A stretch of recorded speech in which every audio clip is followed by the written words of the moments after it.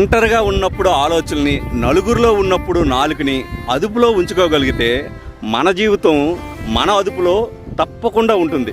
మీకే చెప్పేది అర్థమవుతుందా? స్వాగతం, సుస్వాగతం. ఒక్కసారి ఆలోచించే సిరీస్కి మీ అందరికీ సగర్వంగా స్వాగతం పలుకుతున్నా. ఈరోజు టాపిక్ వచ్చి ఒంటరితనం ప్రమాదకరం. ఈ మనసు అనేది ఉన్నది చూడండి, ఇది చాలా ప్రమాదకరమైందండి.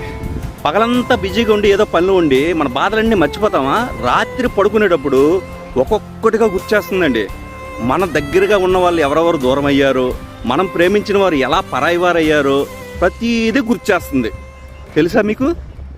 ఈ సమయంలో మన ఆలోచనలు అదుపులో లేకపోతే కోపంలో తీసుకున్న నిర్ణయాలు, బాధలో చేసిన తప్పులు, ఒంటరితనంలో వేసిన అడుగులు జీవితాంతం మనల్ని వెంబడిస్తూనే ఉంటాయి. చివరిగా ఒక మాట చెప్పనా, ఇనుముని ఎవ్వరూ నాశనం చేయనవసరం లేదండి. దానికి పట్టిన తుప్పే దాన్ని నాశనం చేసేస్తుంది. అలాగే మనిషిని కూడా ఎవరో బయట వాళ్ళు వచ్చి నాశనం చేయరండి. మనలో ఉండే చెడు ఆలోచనలు, మనం తీసుకున్న ఒంటరి నిర్ణయాలే మన జీవితాన్ని కూలదీస్తాయండి. ఓకే, ఒంటరిగా ఉన్నప్పుడు నీ ఆలోచనల్ని కాపాడుకో.